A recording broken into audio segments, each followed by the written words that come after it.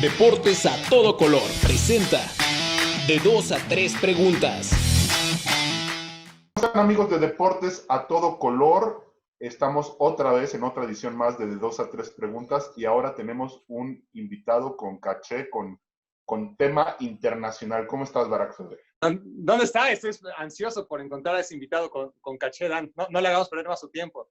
¿A quién Sí, trajiste? obviamente estaba hablando de mí. No es cierto. Obviamente, muchas gracias por el tiempo, Barak, y te presento a los integrantes de esta entrevista. Tenemos a Sebastián Jiménez, a Víctor Lona, Charlie Ulloa, Héctor Hernández, a Julio Bernal y a Alejandro González. Saludos a todos. Sebastián, Perfecto. Víctor, Alejandro, Dan. ¿No me faltó nadie? No. Ya estamos todos y pues empezamos con la entrevista, si te parece. En primera instancia está Víctor Lona.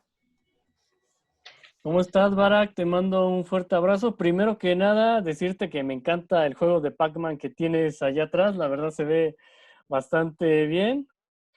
Y bueno, para empezar esta entrevista, preguntarte acerca de tu infancia, de cómo fue esos primeros años de tu vida, de cuando te mueves de Israel a México. Finalmente, cuéntame cómo vives todo eso.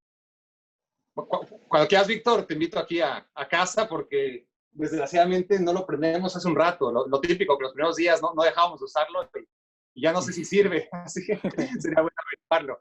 En cuanto a cómo fueron esos primeros años, la verdad no me acuerdo. Yo me mudé 2 años. Entonces, de mi infancia, de mis primeros días en Israel, me quedan las fotos y nada más, ¿no? En realidad, no podemos hablar de un proceso de adaptación, ni de recuerdos, ni de lenguaje, porque pues, al final, además aprendí a hablar tarde, es decir, no es que me vine a los 2 años hablando otro idioma, todavía ni siquiera hablaba, ¿no? Entonces, sí, yo nací en Israel de madre mexicana, por lo tanto, soy mexicano de nacimiento, de acuerdo a las leyes, ¿no?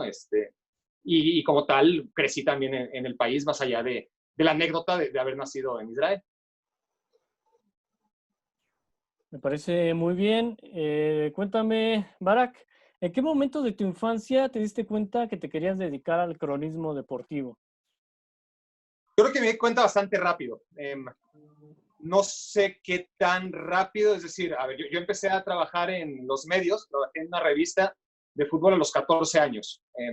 Ahí ya como que lo tenía tan claro que yo empecé a trabajar en esa revista porque la leía y un día decidí escribirle al editor, así, todavía no había emails ni nada, ¿no? Imagínate, era agarrar la cartita, escribirla y mandarla por correo, esperar a que llegara y a que te contestaran. Fue de chicle y pega, ¿no? Realmente no esperaba que me contestara. Para mi sorpresa, un día mi mamá me dice, Barak, te habla Javier Araiza, creo que se llamaba el editor, y para mí, Javier Araiza, ¿no? El editor de tiro de esquina era como, me está hablando a mí. Entonces ya a los 14 años sí que lo tenía claro. Pero cuando, yo creo que sí, me acuerdo que más chavo, o sea, más chico de 14 años, no sé si a los 11, a los 12, yo me he dado cuenta que fútbol, si me quería dedicar al fútbol, iba a tener que ser de otra manera y no como futbolista, iba a ser bastante complicado como futbolista, o sea, lo tenía bastante claro en ese sentido. Entonces, lo que quería hacer en ese momento era entrenador. Me visualizaba como entrenador porque me encantaba el fútbol y decía, bueno, tengo que encontrar la manera de canalizar este amor y este supuesto conocimiento que tenía a mi edad del fútbol. Pero también me di cuenta que, a ver, si ser futbolista es complicado, ser entrenador es mucho más complicado, ¿no? Hay 25 futbolistas por equipo y es muy difícil pasar el filtro. Hay un entrenador por equipo, así que todavía es mucho más complicado. Así que me di cuenta a tiempo que quizás el periodismo estaba en mi nicho. Ya por último, Barak, cuéntame qué tanto influenciaron tus padres para ayudarte a buscar este sueño. No, la verdad, nada. No, a ver, mi mamá no, es decir, no encuentro una historia romántica que compartir al respecto. Y mi papá, no sé si a nivel inconsciente, mi papá muere cuando yo tengo 4 años, ¿no? Y además muere en Israel. O sea, yo conocí a mi papá de un viaje que hizo nada más y tengo flashbacks de ese viaje, pero en realidad con mi papá no tuve muchos momentos y menos que pueda recordar. Por lo que sí sé, lo que sí me contaron es que era periodista, no deportivo, de hecho odiaba el fútbol, o si no lo odiaba, por lo menos no le interesaba en lo absoluto. Pero quizás el haber crecido sabiendo que mi papá era periodista o que aspiró a ser periodista de política, obviamente un periodista como tal, yo no me considero periodista, pero bueno, ejerzo el papel de informador deportivo en algún momento. Y quizás, digo, a nivel inconsciente sí que pudo haber influido eso, ¿no? El saber que mi papá era periodista como para dedicarme a esto. ¿Qué tal, Barak? Alejandro González te saluda. Es muy interesante el hecho que mencionas que ser futbolista es complicado, ser entrenador es complicado, pero estás en una profesión que es complicada y yo creo que más que los otros dos porque tú tienes la responsabilidad de informar al resto del pueblo mexicano.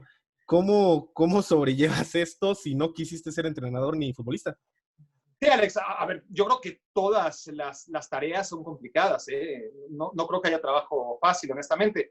Pero cuando digo complicado ser futbolista y entrenador, me refiero sobre todo a la cantidad de gente que quiere serlo. Es decir, en todo el mundo, ¿cuántos niños y niñas no quieren ser futbolistas? La gran mayoría, ¿no? Y al final, ¿cuántos futbolistas de primera división hay en el mundo? Pues menos. Y entrenadores, pues lo mismo, ¿no? Es decir, futbolistas por equipo hay un montón, entrenadores hay uno. Entonces, si tomamos en cuenta lo difícil que es llegar, no estoy diciendo que llegar al periodismo sea fácil o que no haya mucha gente que sueña con ello. Yo estoy muy consciente de lo afortunado que soy, de toda la gente preparada que ha luchado ocupo y que por alguna razón no lo haya logrado, ¿no? De eso estoy muy seguro y muy orgulloso también. Pero sí entiendo también que es menos complicado en lo que se refiere a lo que te comento, no por la responsabilidad que tengas, que además yo creo que honestamente en la industria del entretenimiento y en concreto del fútbol y del deporte, sí hay una responsabilidad, pero no es una responsabilidad tan importante a tus espaldas como la de informar de cosas realmente trascendentes, ¿no? Y ser periodista en otros rubros sí que me parece algo donde hay una responsabilidad mucho más importante. No renuncio, no me desentiendo de la responsabilidad que tengo como periodista deportivo, si quieren llamarme así, pero creo que desde el primer momento en que yo me desmarco de esa etiqueta, ¿no? Yo trato de informar, trato de entretener, y bueno, a mi manera trato de hacer periodismo. Pero insisto, yo no pasa nada si en algún momento o digo, trato de ser muy honesto, pero a veces digo cosas que no pienso del todo. Yo creo que no hay si es en los deportes y en el fútbol, no le haces daño a absolutamente nadie, a diferencia de cuando tu opinión realmente puede marcar la opinión de mucha gente en temas mucho más delicados, ¿no? Como pueden ser los políticos. Y es muy notorio la parte de que eres honesto, eres un hombre que tiene un sello muy peculiar, no cualquier persona tiene esa carisma que tú tienes. Posiblemente, digo, no conviviste mucho con tu padre, pero es chileno, tu madre mexicana. ¿Esa combinación crees que te formó como persona para que a los 14 tú le empezaras a entrar ahí al quite a los medios con esa picardía que te caracteriza? Bueno, no sé, gracias por la semblanza. En realidad no sé tanto ellos, mis abuelos también, ¿no? Tengo que reconocerles mucho en mi gestación, en mis primeros años. Yo era un desastre, honestamente, de niño. En la escuela no era un tipo de modelo, ni mucho menos. Creo que los hice batallar bastante.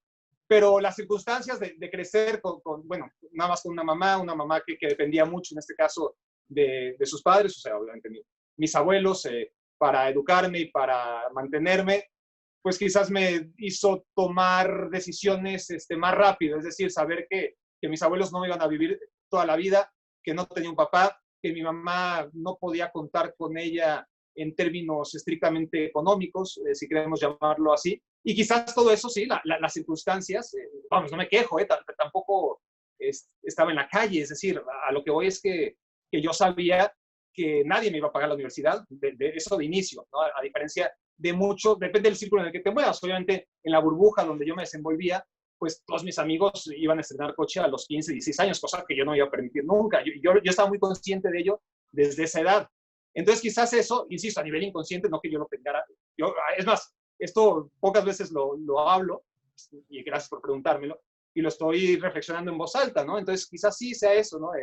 El saber de mis circunstancias, lo que me hizo apurarme más y no esperarme a los lapsos clásicos, ¿no? Que puede tener cualquier estudiante que primero acaba la prepa y luego se va de vacaciones y luego entra a la universidad y ya entonces ve qué hacer con su vida, ¿no? Yo no me lo podía permitir. La Universidad Iberoamericana, digamos, no es de costos bajos, o sea, es una escuela de mucho renombre que se necesita un poco de dinero y bien lo mencionabas, tus compañeros posiblemente estrenaban carros y tú tenías que pagarte la universidad. ¿Cómo fue esa parte de tu formación y por qué la Ibero? ¿Por qué no una opción posiblemente más económica para que se te hiciera más fácil el hecho de poder estudiar en la universidad? Sí, y eso me decía mucha gente, mis tíos, por ejemplo, que habían estudiado en la UNAM, y dicen, vete a la UNAM, que es gratis, ¿no? ¿Qué haces?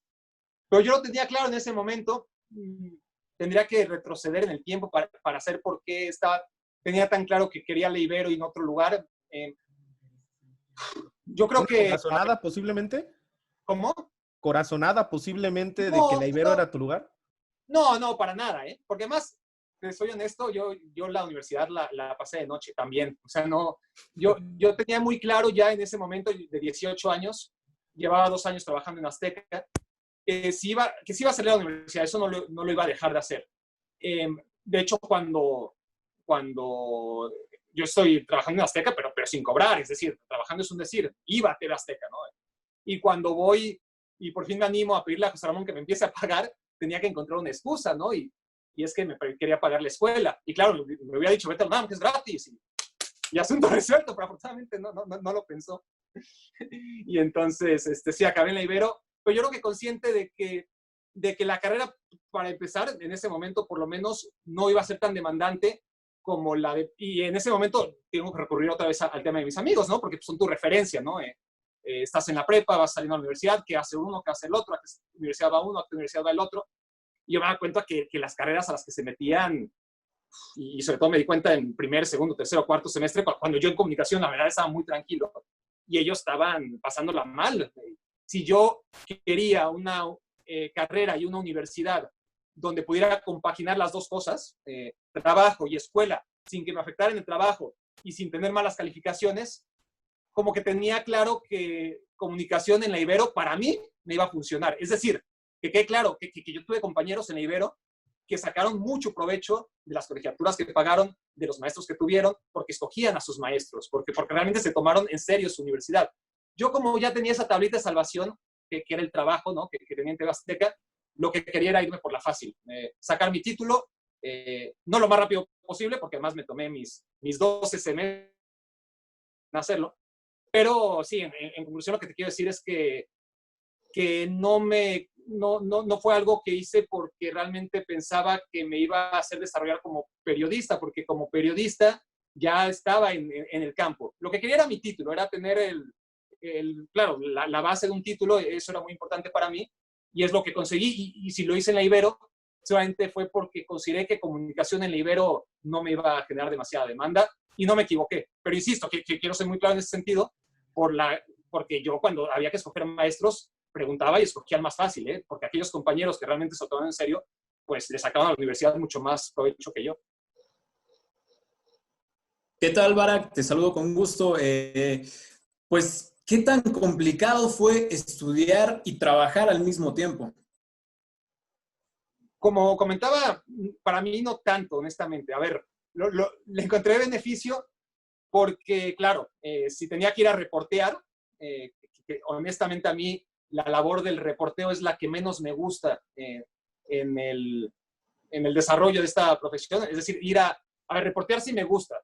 Ir a reportear, voy a ser más específico, ir a reportear a los campamentos del fútbol mexicano de América, Cruz Azul, Pumas, a la nota del día a día, eso no me llenaba. ¿Qué te quiero decir con esto?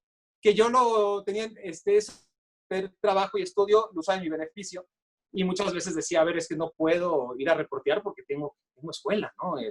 Y entonces la base se portaba muy bien conmigo en general, y quien hacía las órdenes, a veces me abrochaba, pero era a veces, o sea, no era una regla, a veces sí me valía y me ponía de todas formas a trabajar en las mañanas, pero el hecho de tener que ir a la escuela, pues me liberaba de tener que ir a reportear a los campamentos. Entonces, si me tocaba ir a reportear, tenía que ser a la federación, que ir en la tarde, al aeropuerto, a la llegada de algún equipo también en la tarde, que eran cosas que me agobiaban un poquito menos que estar ahí esperando durante 2 horas en el sol de la Noria o de Ciudad Universitaria o de Coapa. Ya no hablemos de Cuautitlán Izcalli, donde entrenaba el Necaxa. Eso sí me agobiaba mucho. Entonces, más que afectarme o más que, wow, qué héroe fui que pude hacer carrera y universidad al mismo tiempo, carrera y trabajo al mismo tiempo, creo que la llevo beneficio. Y del otro lado igual, porque yo agarraba a mis maestros y desde el primer día les decía, no, es que yo, ojo, yo trabajo en TV Azteca, estaba totalmente desubicado, obviamente. Nadie me conocía, pero yo, como por eso mismo, ¿no? Como nadie me conocía, pues iba con los maestros desde el primer día y les decía, a ver, yo trabajo, voy a tener complicado, solamente voy a faltar a muchas clases. Y la gran mayoría de los maestros, porque además yo ya de antemano los había seleccionado a los más barcos, pues me permitían muchas faltas. Oye, Barak, ¿en algún llegó a frustrar no recibir paga de algún momento? No sé, ¿te frustró eso? No. En ese sentido, no. Me hubiera frustrado si hubiera estado yo con un trabajo de sol a sol, de lunes a viernes. Yo tenía muy claro que estaba aprendiendo. A ver, si retomamos la primera experiencia que tuve yo en la comunicación deportiva, que fue en la revista Tiro de Esquina a los 14 años, ahí sí todavía estaba más mocoso, empezaba a escribir, veía cómo me publicaban, y era el orgullo, ¿no? de la escuela, y me ponían ahí en el corcho mis artículos, y para mí eso me llenaba, ese era mi pago, obviamente, ¿no? El poder decir que los artículos de una revista podían decir por Barak Feber, y esa era mi paga. Pero después del año, obviamente también ya mis amigos, mis tíos, me comían la oreja y me dijeron, oye, ya te están explotando, que te paguen. Y eso me llevó a salir de Tiro de Esquina, y por circunstancias de la vida acabé en Azteca, ¿no? Pero en Azteca ya, a ver, yo pensaba, a ver, el salto de una revista como Tiro de Esquina a TV Azteca, que en ese momento, no es el Azteca de ahora, que se entienda. El TV Azteca en ese momento era la meca, era el lugar donde querías y tenías que estar, y tenías que soñar estar si querías ser periodista deportivo, ¿no? Era un lugar donde, hombre, a ver, estaban José Ramón, estaba Faitelson, estaba Pepe Espinosa, estaba Rafa Puente, estaba Gómez Junco, estaba Francisco Javier González, ya en un peldaño abajo estaba gente también de mucha valía, como Toño Moreno, como Ciro Procuna, luego ya los chavos como Rosique, como Martinoli, bueno, no dije a Marín, en fin, era tremendo, Enrique Garay, en fin, estar en Azteca era realmente un sueño que yo veía a muy largo plazo. Y se me dio a los 16 años, y yo no esperaba cobrar, y menos cuando me di cuenta que ahí yo era útil nada más los fines de semana. Lo que yo hice es aprender, darme a conocer, que todo el mundo me ubicara. Durante 2 años estuve trabajando, insisto, los fines de semana nada más, pero sí tenía claro que a partir de que acabara la prepa y tuviera que pagarme la universidad, sí quería que me pagaran, y eso lo hicieron, así que nunca tuve esa desesperación. Si hubiera tenido peor suerte con esa junta o esa reunión que tuve con José Ramón para pedirle que ya me empezara a pagar, seguramente hubiera sido otra historia, y habría caído en una desesperación en la que yo tenía muy claro que no iba a caer, no a los 16 años y no trabajando solamente los fines de semana. Oye, Barak, y en alguna entrevista dijiste que incluso José Ramón te decía que tú le tenías que pagar a él, ¿no? Porque te estaba enseñando. Ya, lo que me doy cuenta es que... Oye, pero Alex Blanco y Alex Lara, ¿qué significan para ti en tu carrera? Ya, se me escucha bien, ¿verdad? Porque yo los perdí un rato. Sí, se trabó Julio, te escuchas tú bien. Perfecto. No, veo que hicieron la tarea, y lo peor que estoy repitiendo historias que ya conté en otro momento pensando que son primicias y novedad, cuando ya creo que ya había comentado. Entonces eso, en efecto, cuando José Ramón me decía, tú tienes que pagar, ¿eh? ¿Cómo quieres que te paguemos? Pero sí, es verdad. Lo de Alex Blanco y lo de Alex Lara, pues, gente muy importante, obviamente. Alex Lara, un tipo entrañable, ¿no? Un tipo que además es historia viva de la televisión mexicana, sumamente afable, siempre con una sonrisa, un tipo al que solamente la vida no le fue demasiado justa, porque pocos se ubican a Alex Lara, solamente los que nos están escuchando, desgraciadamente, muy pocos saben quién fue Alejandro Lara Licea. Bueno, quién es Alejandro Lara Licea. Cuando hablo de él en el pasado, me refiero obviamente en el periodismo.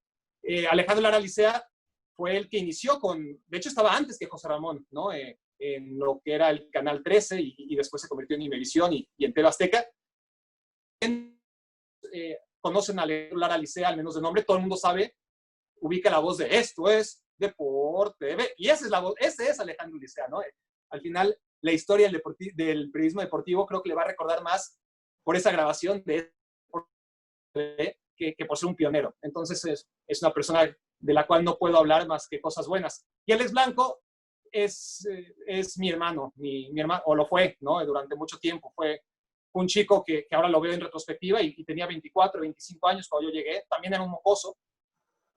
Toda la redacción, es decir, todos los de abajo de la redacción, todos los que estaban empezando, pues tenían más o menos esa edad. Yo de 16 años me trataban con la punta del pie, ¿no? Pero honestamente, en estos tiempos yo creo que habría sido mucho más delicado, ¿no? Hay mucha más, afortunadamente, conciencia del respeto y del bullying y de otro tipo de temas que en esa época, en el 98, no existían.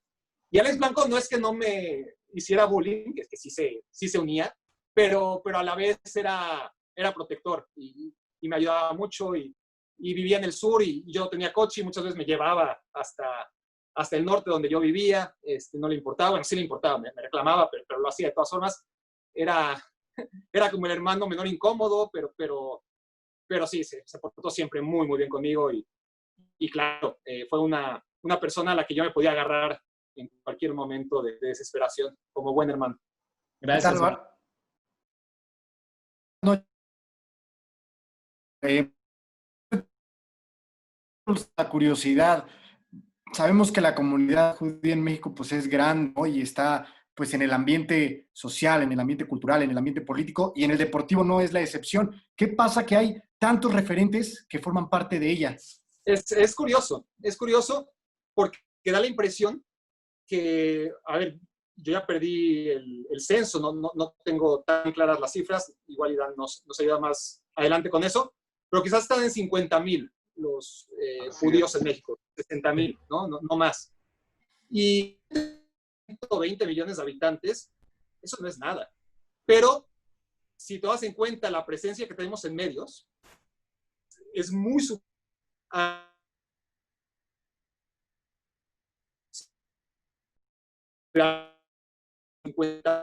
sobre 100 millones, estás hablando que... 0.1%. ¿Cómo? 0.1% más o menos. Sí, bueno, sí, o sea, uno de cada 100,000 personas, ¿no? Sí. ¿Estoy bien o no? Correcto. Uno de cada 10,000 o uno de cada 100,000, ya me hice bolas. Uno de cada 10,000. Uno de 10,000, sí. A ver, no quiero retrasar demasiado con mis cuentas matemáticas, pero bueno, sí, uno de cada 10,000 o de 100,000, da igual para este sentido. En los medios claramente hay mucho más que uno de cada 10,000, ¿no? Y en ese sentido, sí, no es...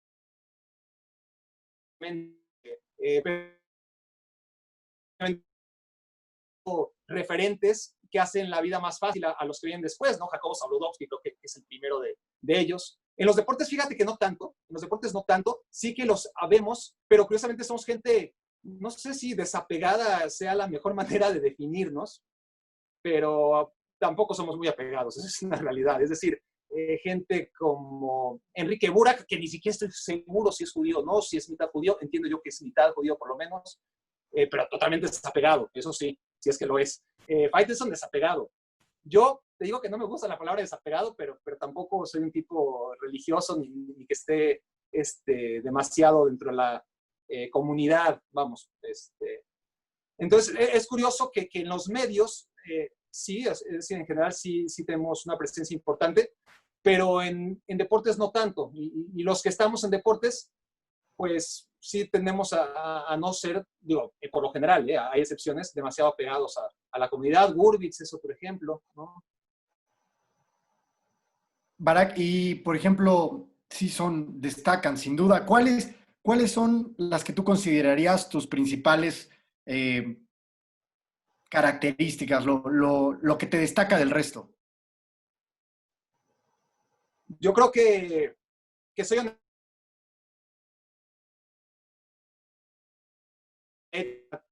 Me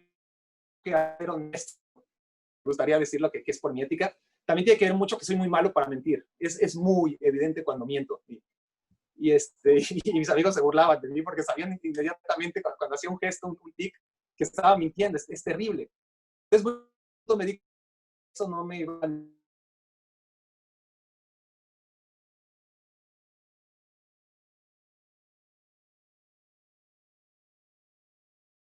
mucho, ¿no? Ser un libro abierto, que sepan inmediatamente cuál es tu estado de ánimo, pues no es muy conveniente, pero en este sentido creo que ser transparente sí me beneficia, o si no me beneficia, por lo menos me hace un poco diferente al resto. Lo demás, a ver, creatividad, pues muchos tienen creatividad, afortunadamente. Facilidad de palabra, con mucha mayor facilidad de palabra que yo. Creo que soy un tipo que trata de encontrar sus pocas cualidades, en general, no solamente a la hora de desarrollar la profesión, sino como modelo de vida. Trato de tener bien ubicadas mis cualidades, explotarlas al máximo, sacar el mayor beneficio de ellas, y todos mis defectos, pues pulirlos, ¿no? Saber que no los voy a cambiar del todo, tratar de mejorar siempre, pero sí enfocarme en las cosas que hago bien. Y creo yo que he podido irlas detectando, ¿no? Poco a poco y poderme concentrar en ello. La creatividad, ¿es algo con lo que se nace o con lo que se trabaja? En tu caso, yo creo que eres de los que nos ha mostrado que se pueden hacer cosas diferentes y pueden ser exitosas. ¿Es algo con lo que tú ya lo traías o lo trabajaste? Y si es así, ¿cómo lo hiciste? Yo creo que son ambas cosas. Yo creo que, a ver, en el fútbol, por ejemplo, hay dos perfiles de futbolistas, ¿no? Yo los llamo los Messis y los Puyoles.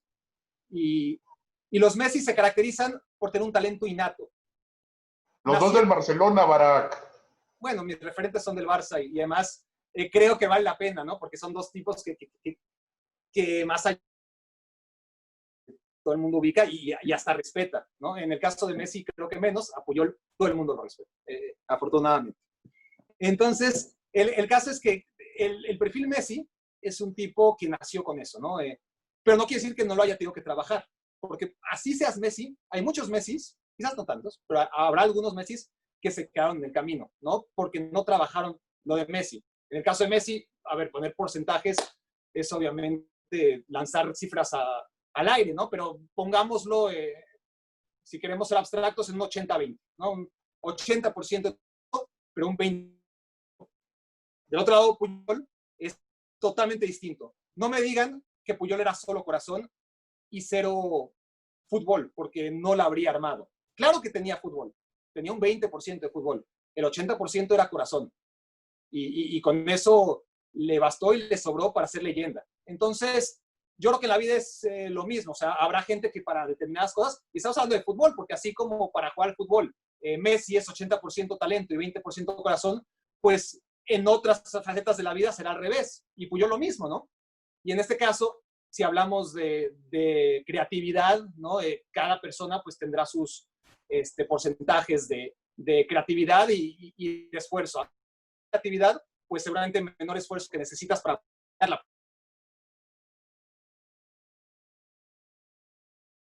menos creatividad tengas, pues más te tendrás que esforzar para creativo.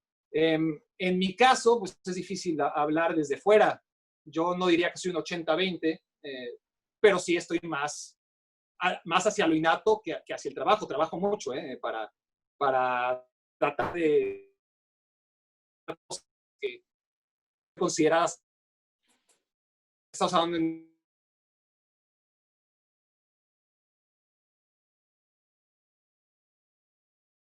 noches. Ver curiosidad y necesito retomar mucho esta parte. Existe un gran mito alrededor de José Ramón Fernández como jefe. En tu experiencia, en realidad, ¿cómo fue? ¿De verdad todo lo que se dice es real o exageran de sobremanera? ¿Qué se dice? Bueno, pues se dice que es un jefe muy tirano, que es muy estricto, y de hecho hay por ahí varios videos en YouTube en los que para protagonistas y regaña a alguien sin más ni más, o cuando azota y dice a Faitelson que es el amo y señor. ¿En realidad es así en todo momento? Era terrible. A ver, yo creo que ha pasado por etapas y me recuerda mucho a lo que decían de mi abuela. Por ejemplo, mi abuela era tiernísima. Conmigo era tiernísima. José Ramón nunca ha sido tiernísimo. Con un par de personas lo será. Conmigo definitivamente no. Lo que quiero decir es que mi abuela, lo que me pintaban de cómo era mi abuela cuando era madre de mis tíos y de mi mamá, no tenía nada que ver con la que yo conocí, era otra persona. Y con José Ramón, pues pasa lo mismo. Yo creo que, a ver, habrá gente que envejece y no se ablanda, pero por lo general yo creo que debe ser José Ramón, a mí ya me toca en el 98 una etapa mucho menos beligerante que la que comentan de los años 80. Ese José Ramón era terrible por lo que cuentan. A mí ya no me toca, ¿no? El José Ramón de no sé, de Italia 90, del Mundial del 86, de cuando empieza en los medios a finales de los 70, hasta que yo que era terrible igual, no, que no se me malentienda, era terrible en el trato. A la vez, esta bipolaridad que te sacaba mucho de onda. Mi primer día en TV Azteca, el primer día en el que me metí yo como un mocoso total de 16 años, estoy en la reacción y baja José Ramón y yo, por todo lo que implicaba, por todo lo que veías de lo que proyectaba en la televisión, no, dije, no, pues me va a sacar a patadas de aquí. Pero me tocó un buen día de José Ramón, sumamente amable, y me preguntó mil cosas y le caí bien. Lástima que no mantuvo esa impresión. Dicen que la primera impresión nunca se olvida. Se la olvidó de inmediato, pero el primer día sigue bien. Pero sí, a ver, yo creo que me tocó por etapas, una primera que no me tocó a mí, que sí aventaba cosas y sí me tocaron regaños e insultos, y alguna vez habrá aventado alguna cosa, pero era extraordinario. Me cuentan que el José Ramón anterior era más norma que accidente, que se pusiera a aventar cosas y quisiera escenas terribles. En mi caso era muy regañón, era muy duro, pero no tanto como dicen que era. Y luego, en los últimos años, pues se fue ablandando un poquito nada más. Sobre todo en los viajes era muy abierto. Bueno, en los viajes que me tocó con él, sí se ponía en momentos de mucha tensión insoportable, pero por lo general era mucho más tratable cuando viajabas con él. Me refiero a mundiales, ¿no? y Juegos Olímpicos. Y después en ESPN, pues mantiene el carácter, pero perdió el don de jefe. Es decir, sigue siendo el líder, ¿no? La gente sigue proyectando eso, ¿no? De que es un tipo que sobre todo aquellos que lo tuvimos como jefe, pues le seguimos manteniendo un respeto que se ha ganado, ¿no? A través de los años. Pero ya no es lo mismo porque ya no nos paga. Antes sí, imagínate, ¿no? Esto es tremendo porque salías al aire con él y si tenías una discusión con él, pues sabías que ya llegaba el jueves cuando publicaban las asignaciones del fin de semana, muy probablemente no te iba a tocar partido. Y tú vivías de eso, no tenías un sueldo fijo. Vivías de lo que hacías, ¿no? Si no tenías partido, el fin de semana no cobrabas. Entonces sí, era difícil. Oye, Barak, y también mencionas que ser reportero en los entrenamientos era lo que menos te gustaba. ¿Qué era lo que más te gustaba? Además de, evidentemente, pues escribir, que es lo que has hecho toda tu vida. ¿Y en algún momento has pensado en narrar fútbol? Me gustaba y me gusta hacer notas. Hacer notas es lo que creo que hago mejor en general, ¿no? Llámale como quieras, ¿no? Notas de reportaje, notas de color, lo que un día se convirtió en contracrónica, lo que pasó a degenerar en algún momento en un concepto que se llamó valedores de Iztacalco, notas, crear historias, vamos. Eso es lo que más me gustaba y es lo que más me sigue gustando. No quiere decir que sea lo más redituable. Me gusta escribir, como bien dices, sí. Más porque me considero bueno, honestamente, que porque me encante ponerme a escribir. Soy bastante flojo. Pero como me considero bueno, pues trato de hacerlo. Como te digo, no soy bueno para muchas cosas, entonces debo explotar aquellas en las que, al menos para mí, lo hago bien. Y sí, eso era lo que me gustaba, ¿no? Pero claro, si vamos a esa época del Barak empezando, pues me gustaba grabar, es decir, que la nota en el noticiero tuviera mi voz, este tipo de cositas. No tanto el salir en la tele, pero sabes que salir en la tele es lo más redituable al final, ¿no? Y pues eso es a lo que aspiras, ¿no? En mi caso, a diferencia, eso te lo garantizo, de la gran mayoría, era porque te da más estatus y por tanto te da mayores posibilidades económicas que salga tu cara en la tele, pero no porque quisiera yo salir en la tele para nada. Y ya me enrollé demasiado. ¿Cuál era la segunda pregunta? Si alguna vez pensaste en narrar. No se me da. Es de esas cosas, como digo, creo tener muy claro, a veces me equivoco, a veces me subestimo bastante también, me he dado cuenta que a veces me subestimo sin razón, pero creo tener claro, no soy bueno. Podría ser regular si me esforzara mucho. Yo creo que sería un desastre, honestamente. Pero digamos que me pongo a trabajar y a tratar de hacer lo mejor posible. No me va a alcanzar para pasar de mediocre en la narración, me parece. Entonces, mejor paso sin ver. No es algo que crea yo que tenga la facilidad. Yo admiro muchísimo a la gente que lo hace, ¿eh? Me parece complicadísimo estar bla, bla, bla, bla, bla, bla, bla, bla, bla, bla, bla, bla, bla. No parece, ¿no? En esta entrevista. Pero son 90 minutos y además tienes que, no es que pueda, cuando estás aquí hablando, bla, bla, bla, bla, bla, tú tienes una pregunta, pero tú te mueves por donde quieras y ahí la vas llevando. En un partido de fútbol no vale eso. Hay muchos narradores que lo hacen, pero son malos, ¿no? El buen narrador es el que, claro, con ritmo te va diciendo lo que está pasando, y yo creo que se necesita una calidad innata, ahí sí, más trabajo de lo que hemos hablado antes, que yo no poseo. Ok, y ya por último, Barak, ya, bueno, redondeando un poco todo lo que hemos hablado en esta parte, viajas a España y ahí inicias una nueva en tu vida. ¿Cómo fue todo esto? Bueno, si te refieres al viaje que hago en el 2004, me imagino, ¿no? Que estoy viviendo ahí un año. Sí, eso cambia mi vida total, la verdad, ¿eh? Yo tenía esta proyección en TV Azteca, donde era el Niño Maravilla, en el 98, bueno, era el Niño Maravilla simplemente porque no había nadie, ya no hablemos de 16, 21, ¿no?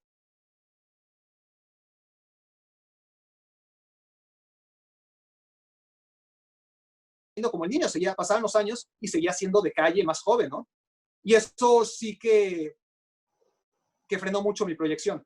Entonces llegó el Mundial de 2002 y la lista de Corea-Japón no estoy. No había estado antes en Sydney 2000. En Francia 98 pues no iba a estar, obviamente, ¿no? Pero bueno, en Sydney 2000 yo entendía que era muy lejos y que no fue tanta gente. En 2002 volvía a ser muy lejos y no teníamos derecho. Pero Atenas 2004 ya me tocaba, así lo veía yo, ya me tocaba. Veo la lista, obviamente ves gente que tú dices, ¿por qué? Y yo no, o sea. Y es cuando decidí, ¿sabes qué? A ver, no renuncio, no soy tan tonto, no era tan tonto, pero sí, a ver, tengo que hacer un reset, ¿no? Volver a empezar y a ver de qué manera. Entonces yo estaba en la universidad, veía como mis amigos se iban de intercambio, algo que yo no podía hacer, obviamente no podía hacerlo, pero sí tenía muchas ganas de irme de intercambio y vivir fuera durante un año. Y es cuando me acerco otra vez con José Ramón, me agarro de donde había que agarrarse para decirle, a ver, yo estoy muy decepcionado. ¿Pero qué? ¿Tienes 17 años? Digo, no, José Ramón, no tengo 17. Eso fue hace 6 años, ya tengo 23. ¿Pero qué? ¿Te quieres sentar en mi silla? Te la doy. No digo quiero, no quiero tu silla. Quiero que me mandes a Europa, quiero ser corresponsal, quiero estar ahí un año y quiero que me mantengas el sueldo. Digo, el sueldo base, que es una porquería, la verdad, no se lo dije así, pero él lo sabía. Nada más manténme el sueldo base, que con eso voy a sobrevivir. Y me voy de intercambio y regreso en un año y todos contentos. Y a José Ramón, así como te lo he escrito, es un tipo que yo ya sabía llegarle en ese momento. Y si le hablas del estudio, siempre lo ganas, ¿no? Él es un tipo que siempre valora mucho el estudio y la universidad y la formación académica. Entonces, de ahí me agarré, ¿no? De decirle, no, pues que voy a estudiar. En realidad voy a estudiar. Lo que menos hice en España fue estudiar, honestamente, para variar. Pero sí, me cambió mucho, me abrió, obviamente, creo que es un tópico, un cliché decir que viajar te cambia, pero en este caso sí maduré mucho. No te das cuenta en el día a día, pero cuando haces un análisis de tu vida, ¿no? En retrospectiva, y te das cuenta cómo cambiaron las cosas, yo creo que no fue casualidad, yo creo que sí maduré, yo creo que me vino muy bien ese año, tuve mucha suerte, cuando regresé además se me empezaron a dar las cosas a nivel profesional y sobre todo a nivel personal, y van de la mano, ¿no? Es muy difícil desarrollarte como profesional si como individuo no la estás pasando bien. Y yo en ese sentido, regresando después de un año en Europa, pues conocí a la que hoy es mi mujer. Obviamente no tenía ni idea que con ella iba a ser una familia. Bueno, la hija que tenemos me dio mucha estabilidad, seguramente una seguridad en mí mismo que no tenía antes. Porque si fui capaz de conquistar a Lorena, ¿qué no iba a poder hacer en la vida, no? Entonces, sí, claro que fue muy importante. ¿Qué tal, Vara? Qué gusto, te saluda Charlie Ulloa. Siguiendo en el tema de España, bueno, ya comentabas que pues ya has sido los blaugranas, ¿no? A Puyol y a Messi. Y bueno, estuviste ahí en el seguimiento de, yo creo, la mejor futbolista mexicana que ha dado este país, Maribel Domínguez, ¿no? La mejor y bueno, de Rafa Márquez, ¿qué se decía sobre ellos allá en España? A ver, es que saben todo, o sea, ya lo que les estoy contando seguro ya me siento como el viejito que cuenta las mismas historias una y otra vez. No, los felicito, la verdad, muy buen trabajo de investigación. Digo, también habrá dos fuentes, ¿no? Al respecto, pero gracias. Sí, Maribel Domínguez, estaba Rafa Márquez, estaba Gerardo Torrado y estaban los primeros meses haciendo camp previo a los Juegos Olímpicos, Belén Guerrero y Ana Guevara, ¿no? Que al final ganaron medalla en los Juegos Olímpicos de Atenas. ¿Qué se decía de ellos? A Torrado no lo ubicaban mucho, la verdad, porque además era un jugador de un equipo pequeño, ¿no? Primero en el Racing, bueno, cuando yo fui estaba en el Sevilla y después se fue al Racing de Santander. Pero no se lo ubicaba demasiado. Él era muy inteligente y se peló el cabello para que lo reconocieran de manera más fácil, por lo mismo también se dejó el pelo largo, ¿no? Y eso lo hizo muy bien. Entonces por ahí sí lo ubicaban como el pelado, pero nada más. A Maribel sí me tocó verle momentos complicados en Huelva, por ejemplo. Tampoco la vi demasiado, pero un partido que hice en Huelva sí me di cuenta del racismo que a veces no te das cuenta, ¿no? Que puede existir, sobre todo cuando está envuelto en una multitud de gente que va a los partidos de fútbol varonil, pues muchas veces es gente que no lo siente y aunque no se aplaude, ni mucho menos, uno cree o quiere creer que están más destinados sus insultos a desestabilizar al jugador, ¿no? O en este caso a la jugadora. Pero ahí había tan poca gente, ¿no? O sea, realmente un partido de fútbol femenil y ver o oír que le hacían algunos sonidos denigrantes simplemente por su color de piel o por su apariencia, pues sí fue muy desagradable, ¿no? Eso es lo que me quedó de Maribel, no más desgraciadamente, porque ni le fue bien, ni tampoco es que el fútbol femenino, quizás ahora más, tampoco mucho más, eso es la verdad, pero en ese tiempo se hablaba poco y nada, ¿no? Del fútbol femenino. Y de Rafa Márquez, pues, Dios, ¿qué te voy a decir, no? Lo valoraban como lo que era, ¿no? Uno de los mejores defensas del mundo, con una clase infinita, y se la admiraba mucho. Ok, y bueno, ¿cómo era la diferencia entre hacer una cobertura en México y hacer una cobertura en España? Sabiendo que, bueno, México es tu país, tenés el respaldo, bueno, de TV Azteca, de una de las cadenas nacionales. ¿Cómo es llegar ahora a un país que no es el tuyo? Y bueno, vamos a darle, a chambear. Sí, a ver, no era tan distinto porque tampoco es que trabajaba yo todos los días. Trabajaba como en promedio una vez a la semana. Por ejemplo, me tocaba, a ver, el Mundial de Taekwondo que era en Madrid. Entonces, me mandaban a cubrirlo y para mí era totalmente nuevo. O sea, yo qué iba a saber de Taekwondo. Sí, perfectamente, pero te vas empapando y conociendo, ¿no? Otro tipo de... ya no solo de culturas, ¿no? Porque al final no es tan distinto. Sobre todo pues, cuando estamos hablando de España, que es muy, muy parecido, ¿no? En general, pero deportivamente hablando, pues sí, cubrir taekwondo es muy distinto a cubrir fútbol. Y me enriqueció mucho, y además Edna Díaz, quiero recordar que se apellidaba, acabó ganando el oro en el Mundial de Taekwondo y fue una experiencia bonita. Y lo demás sí era, a ver, acreditarme para los partidos, verlos, era sensacional, llegar a zona mixta, ¿no? A conferencia de prensa, hacer las entrevistas y saber que estabas muchas veces con la crema y la nata, ¿no? Que sí, que en lugar de entrevistar a Domaitis, que era un crack, ser un jugador bueno, de fútbol mexicano, pues de repente estabas entrevistando a Xavi, ¿no? A Messi sin saber que se iba a convertir en Messi, ¿no? Entonces, sí, eso obviamente lo valoras y está bien. Día a día, pues al final estás más metido en tengo que sacar la chamba, tengo que hacer la entrevista, tengo que acabar rápido porque tengo que enviar la señal. En fin, la verdad es que en el día a día no lo piensas tanto, ¿no? Trabajas en automático y no cambia tanto de un lugar a otro.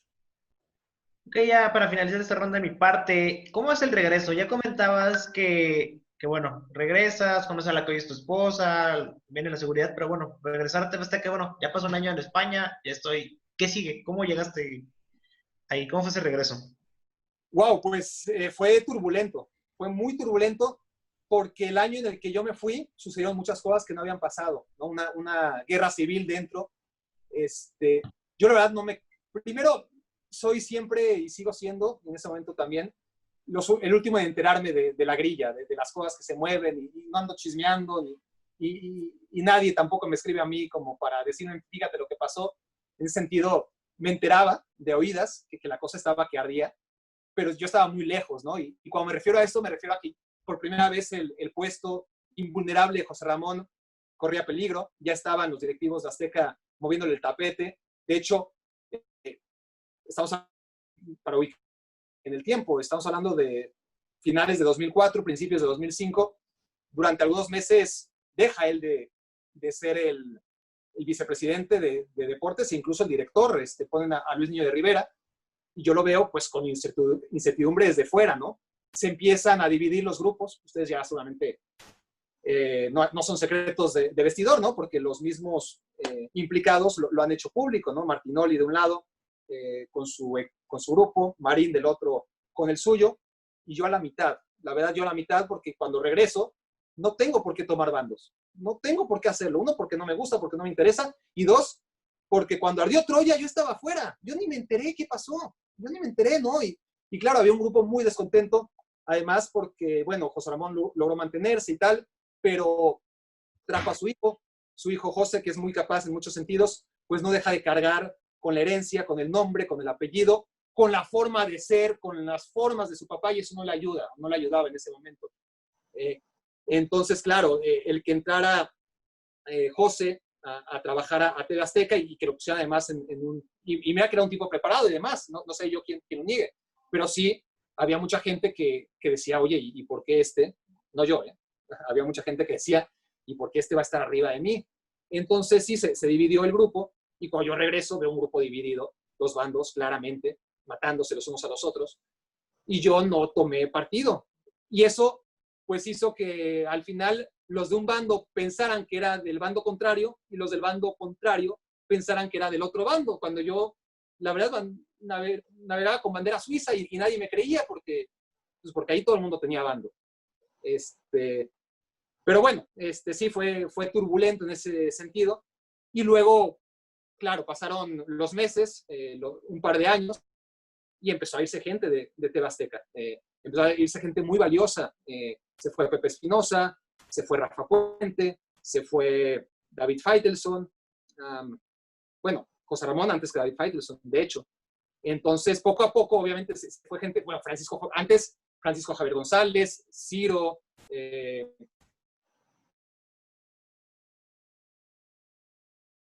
pero Moreno, Toño Moreno me refiero. Había mucha gente que se fue, que ese grupo del que les hablaba antes, que era el Dream Team de la historia del periodismo deportivo, pues poco a poco se fue desmoronando, ¿no? Y obviamente, pues como sucede en todos lados, ¿no?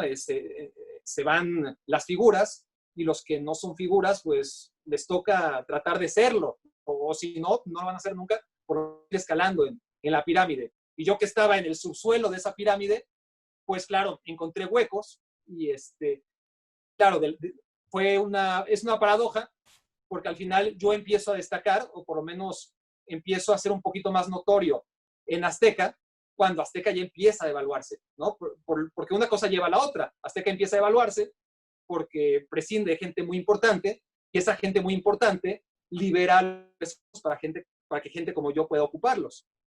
Entonces sí, ahí es cuando empiezo a desarrollar cosas como la Contracrónica, después los valedores, empiezo a viajar. Yo no iba a ningún lado, es decir, como les platicaba, ¿no? Yo no era considerado para los viajes importantes, pero por lo mismo, pues ya empiezo entonces a ir a Juegos Olímpicos, a Mundiales, a Copa América, a Copa Oro, a los viajes importantes, y claro, es una pena que me haya tocado el momento ese, ¿no? Pero por otro lado, si no me hubiera tocado ese momento, pues seguramente nunca hubiera asomado la cabeza. Así es la vida, así son las disyuntivas. Y a mí me queda un tema, Ibarak, porque creo que ahí la enseñanza es saber tomar las oportunidades, no sabes cuándo te van a llegar, y tu preparación previa te llevó a poderlas tomar en ese sentido. ¿En qué te concentrabas más? ¿En cómo moverte dentro del rubro, o en hacer bien una contracrónica? No, siempre en mi trabajo. No, siempre en mi trabajo, Dan. Al final de cuentas, a ver, yo ya había hecho lo que todavía no se llamaba contracrónica, pero el ejercicio de seguir a un personaje en un partido de fútbol y no soltarlo. Y después lo que sabemos que es, ¿no? Bueno, los que lo sepan, ¿no? Los doblajes y los sonidos y encontrar el equilibrio entre lo chusco y los hallazgos que puedes hacer, ¿no? De lo que ocurre en un partido de fútbol que no puedes ver cuando se divide la atención en 22 futbolistas, un árbitro y decenas de miles de aficionados y técnicos. Entonces, yo cuando se va Faitelson en este sentido, claro, es cuando tengo que tomar yo la responsabilidad, porque además me toca, porque me invitan a hacerlo, me orillan, me empujan a hacerlo, a que este ejercicio que yo hacía con libertad, cuando me daba la gana, que ni siquiera tenía nombre, ¿no? Todavía no se llama la contracrónica, eran lo que hace Barak, ¿no? Las mamadas de Barak, sí, con el perdón.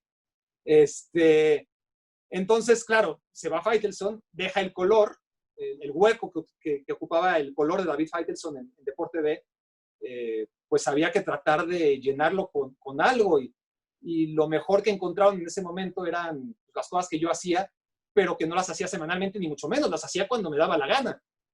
Y bueno, claro, eso te orilla al final ni modo, a que las circunstancias te hagan, bueno, pues ahora métele y si tú piensas que no da, porque es muy difícil encontrar todas las semanas un personaje distinto en el cual puedas hacer una historia, pues arréglatelas para hacer, ¿no? Pero yo creo que lo primero está en trabajar y después, como tú dices, ¿no? Cuando tienes esa solidez, pues ya esa solidez del trabajo te va a tener más preparado para la emergencia, ¿no? Cuando ya no tengas opción, cuando ya no sea quieres o no quieres, sino que tienes que hacerlo. Yo me acuerdo muchísimo de la contracrónica que hiciste a Guillermo Ochoa. Muchos se acuerdan de Cuauhtémoc, pero yo me acuerdo una que hiciste, me parece fue en Morelia con Guillermo Ochoa. ¿Había personajes que te gustaba más hacer y otros que decías yo no quiero hacer tanto de él, o eso no pasaba? No, eso no pasaba porque yo siempre elegía a quién hacer.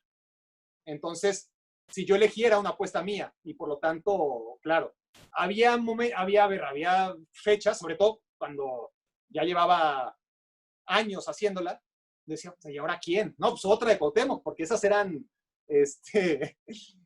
seguras, ¿no? Era éxito asegurado, pero ¿qué tal si estaba lesionado, no? Entonces, sí, había momentos en que sí, ¿y ahora quién? Y no estaba muy convencido de seguir a alguien. E incluso le daba porque pues, había que elegir, y muchas veces sí que tenía restricciones de que podías meter la cámara, sobre todo ya en ESPN, cuando estaba en Azteca, tenía algo al Estadio Azteca, creo recordar. Todos los demás tenía acceso libre para meter la cancha donde tiene que estar, ¿no? Detrás de una portería.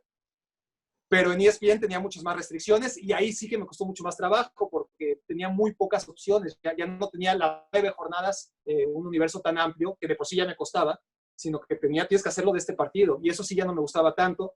Y muchas veces le ensartaba al camarógrafo la responsabilidad de y yo muy buenos aficionados, muy buenas, que me encantaron, pero hubo otras en las que, no, es que esto no puede salir. Y eso sí, cuando no podía salir, no salía. Eso sí, yo a veces tuve que torcer el brazo porque soy demasiado perfeccionista y hubo contracrónicas que no me gustaron tanto, pero bueno, que salga porque ya la trabajamos, ya le invirtieron recursos, y igual hasta ya tiene un sponsor y hay que sacarla, ¿no? Pero por lo general, si no me gustaba, ¿sabes qué? Es que no hay material. Es que dependes totalmente de que haya algo, ¿no? Entonces tú apuestas por un jugador, por un árbitro, por un técnico, por un aficionado que te dé algo, pero si en 90 minutos no te da nada, pues es que tampoco puedes inventar demasiado, ¿no? Entonces, más que personajes, pues sí hubo momentos en donde yo apostaba por alguien pensando que iba a ser buenísimo. A ver, me acuerdo de una, Antonio Mohamed, por ejemplo. Yo tenía en Antonio Mohamed muy presente el Antonio Mohamed jugador. Entonces yo dije, como entrenador debe ser brillante, ¿no? Es un entrenador brillante, pero no para lo que necesitamos. Para efectos de la contracrónica, para nada es un entrenador contracronicable. Es un entrenador que gesticula muy poco, que no se enoja, que da sus gritos normales. O sea, no es el Tuca Ferretti para acabar pronto, ¿no? Entonces sí, por ejemplo, ese tipo de malas apuestas, pero no porque un jugador en general no me gustara.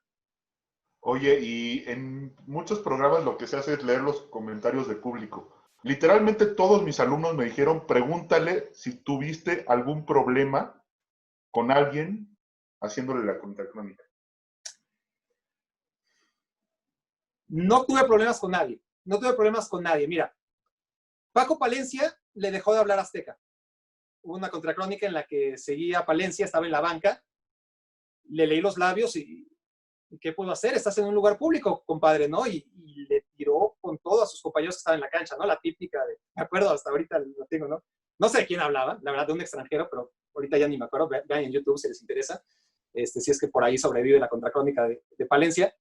Decía, es que ni chan, ni cacha, ni deja batear, ¿no? Y le comentaba, no, y mira ¿qué hace? O sea, lo estaba matando a sus compañeros. Y obviamente quedó muy mal parado Palencia. A mí no me dijo nada, pero sí le dejó de hablar a TV Azteca durante un rato. Cuauhtémoc Blanco me llegó a mandar algún mensaje, pero de esas que el emisor no sabe si creerle o no creerle, ¿no? Luego son muy chismosos. Oye, que me dijo Cuauhtémoc ¿qué te va a decir Cuauhtémoc? Que le bajes de huevos, ¿no? Yo no me suelo creer esas cosas, la verdad, soy escéptico. Hasta que no me diga a mí que le voy a bajar de huevos porque manda a decir que lo haga, ¿no? Además a Cuau siempre lo respeté como crack, ¿no? Era un tipo formidable, ¿no? Lo que hacía, fue lo que hacía más allá del balón, pues era su responsabilidad también, ¿no? O sea, ¿yo qué culpa tengo? Pero bueno, te digo, hacían de forma directa, nunca tuve problemas. Más bien al contrario, y me sorprendía. Me sorprendió, una vez me acuerdo, ¿se acuerdan de Horacio Cervantes? Era un jugador que estuvo en Cruz Azul, antes en Morelia, muy limitado él, grandote, tenía un hermano que se llamaba Diego. Una vez le hice una contracrónica a los hermanos Cervantes, porque la verdad eran malos, eran bastante troncos. Entonces, al otro día, no sé, le hice la contracrónica a los hermanos Cervantes, creo, y a la otra semana resulta que el equipo donde jugaba Cervantes, que ya no era, iba contra Cruz Azul. O igual y Cervantes estaba en Cruz Azul. De eso ya no me acuerdo. La cosa es que yo estaba en la cancha en los minutos previos al partido. Estoy sentado en la banca, esperando, ¿no? Comiendo moscas. Y en eso llega Cervantes y se sienta a mi lado. Yo, o sea, no puedo ser... Aquí me tengo que quedar, ¿no? Imagínate que aquí me levante y estoico, como macho me tengo que quedar, ¿no? Pero yo ya me la solía, o sea, ¿no? Me va a recriminar. Por el contrario, me dijo, oye, lo vi, lo que hiciste. Digo, sí, pues, con todo respeto, Simón. No, ¿crees que me puedas conseguir una copia? Y yo, sí, claro, sí, la estamos vendiendo. Pero te voy a hacer un descuento. No. No, pues claro que sí, Horacio, con gusto, un honor. Y sí, como esa anécdota, unas cuantas, de Rafa Márquez, por ejemplo, que fue una de las primeras en la Copa América de Venezuela, que fue en 2007, me parece. Sí, 2007.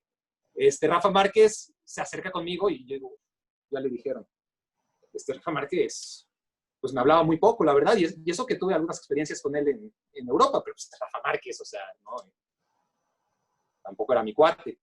Cuando se acerca, me va a reclamar. Bueno, ya ni pedo, ¿no? Entonces, no, que obviamente tenía demasiado ego como para decir, la vi y me encantó. Dijo, la vio mi mamá y le gustó mucho. ¿Crees que puedas conseguirle? Igual no me dijo, ¿crees? Igual me dio la orden, ¿no? Igual le estoy suavizando y ahora resulta que Rafa Márquez vino a, oye, por favor, podría, no, yo creo que más en su nivel, llegó y me dijo, oye, a mi mamá le gustó mucho lo que hiciste, que no tengo ni idea qué fue, casi, pero no sé si me puede hacer un CD para que lo tengamos. Yo, ese mismo, no acabo de decirle la copia, ¿no? Pero sí, la verdad es que para mi sorpresa, la gran mayoría se hacía güey, eso es una realidad, la gran mayoría no me decía nada, como si no lo hubieran visto, pero hubo mucho más personajes que me lo agradecieron que aquellos que me lo reclamaron, porque no, muy pocos, por no decir ninguno. Perfecto, Barak. Yo te quiero preguntar acerca de la que a mí ha sido mi contracrónica favorita, que es acerca de un aficionado de Pumas, que fue en el Olímpico Universitario. Cuéntame cómo fue ese proceso para seleccionarlo. ¿Volteaste a la tribuna y lo viste ahí todo pensativo o cómo estuvo eso? No me acuerdo, pero de lo que sí me acuerdo es que yo no tengo ningún mérito. Yo creo que es un partido al que yo ni siquiera fui. Mandé a la cámara, de esas que le decía antes a Dan, ¿no? De Es un partido en el que no hay ningún jugador interesante. No sé si incluso era un partido de Copa, la verdad es que no lo sé. Ya estaba en ESPN, entonces ciertamente ya era una época en la que, claro, Azteca como dueño de derechos, como te digo, tenía posibilidad de meter la cámara a todos los partidos, menos aquellos que se juegan en el Azteca.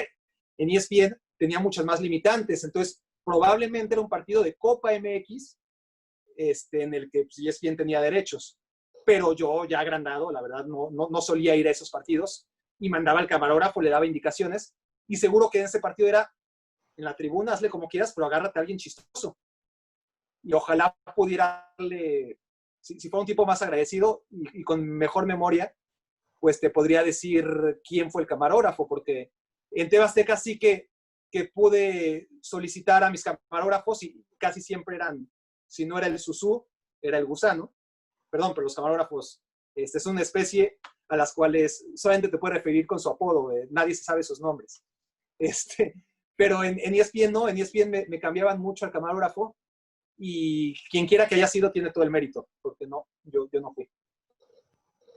Mira, no quiero fangirlear, como se le conoce en el bajo mundo, pero gracias a David Faitelson por el color que le daba y esa voz media mítica que le metía a sus colores, y aparte por la contracrónica, la verdad me enamoré del fútbol. O sea, yo no sabía, no quería fangirlear, pero eres un tipo divertido, ocurrente, le metes 2 que 3 albures, sabes cachar el momento adecuado, divertido, serio. O sea, eres un personaje sin querer serlo, y aparte eres muy dicharachero.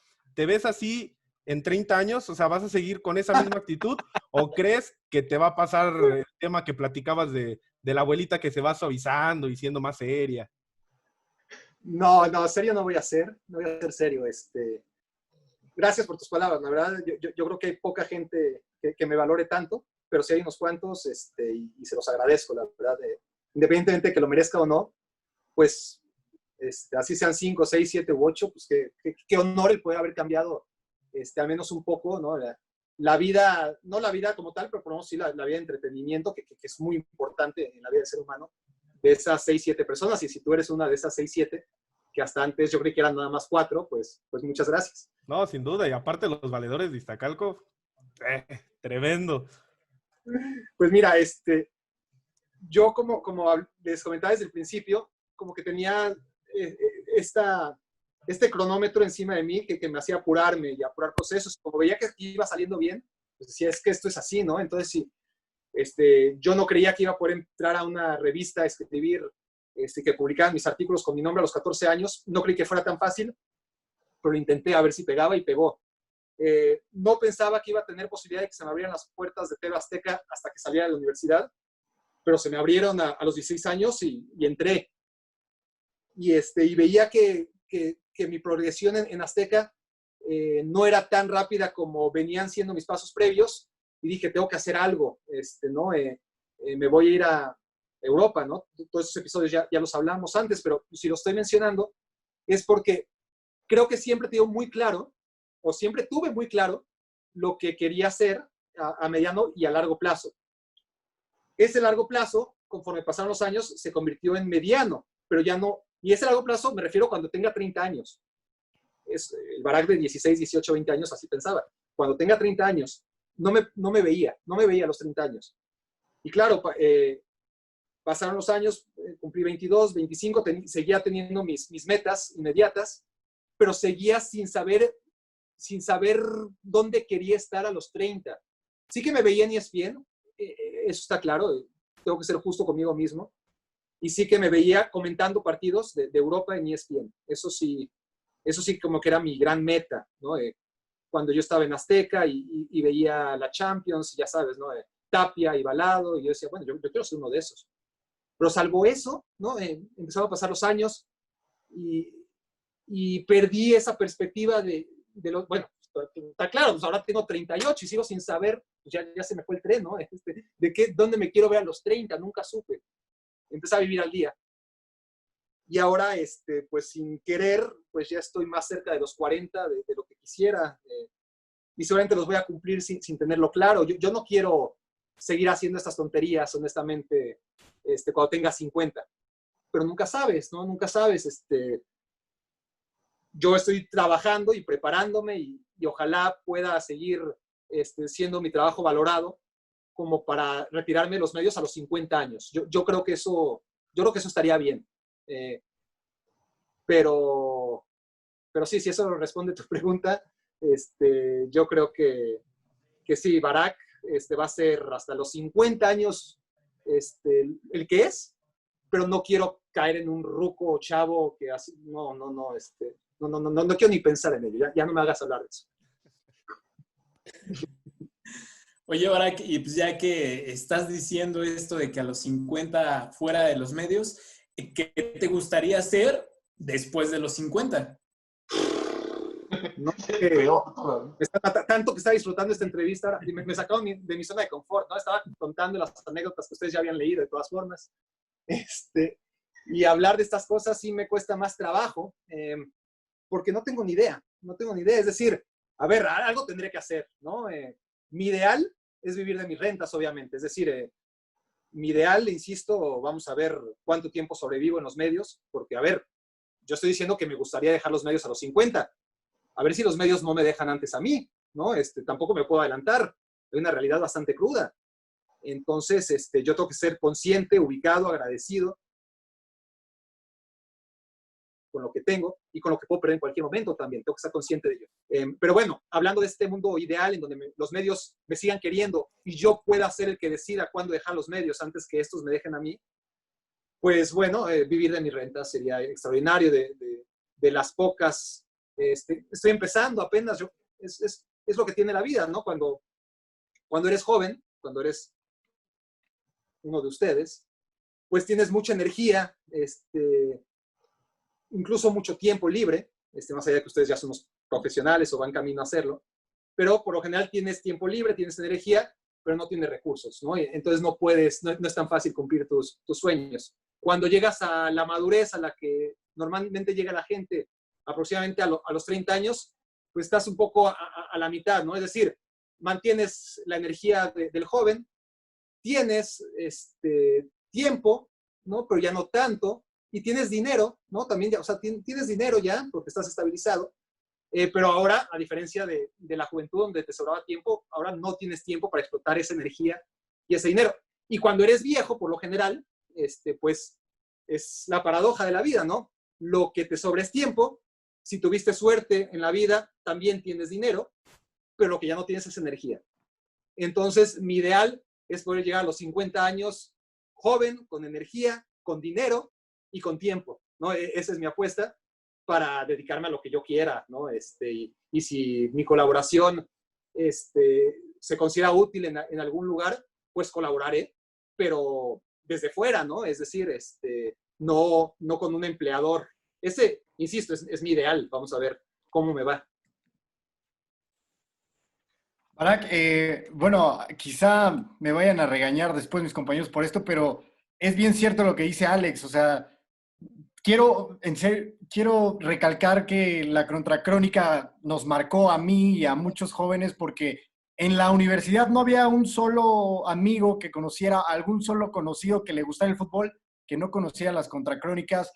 Todos nos sabíamos los diálogos de Cuauhtémoc y todo, y de verdad eso es, o sea, te lo quería nada más como poner ahí. Héctor, lo que estás diciendo es que no eran 9, eran como 100. No, de verdad, o sea, de verdad no conozco a alguien que no le guste el fútbol, que no conozca una Contracrónica. Y mira, eso, yo no las veía en vivo, pero en YouTube me eché todas, creo.